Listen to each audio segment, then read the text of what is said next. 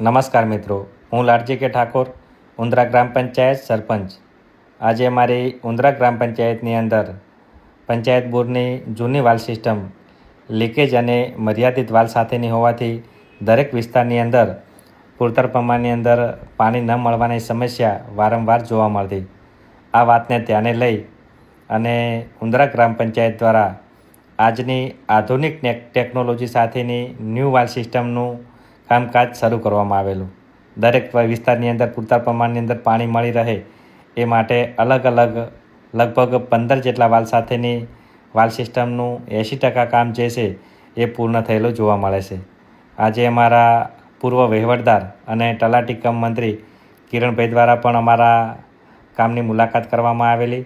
જાહેર ચોક અને જાહેર માર્ગની અંદર 3.5 ફૂટની ઊંડાઈએ પાઇપ નાખવામાં આવેલી. ભારે વાહનના કારણે પાઇપને નુકસાન ના થાય એ વાતને ધ્યાને લઈ અને વર્ષો સુધી કરેલું પંચાયત દ્વારા કરેલું કામ સચવાય એ વાતને ધ્યાને લઈ અને આજે ખૂબ જ સારી રીતે વાલ સિસ્ટમનું કામકાજ કરવામાં આવેલું. તો આવો સૌ સાથે મળીને ઉંદરા ગામનો સર્વાંગી વિકાસ કરીએ. જય હિન્દ, જય માતાજી.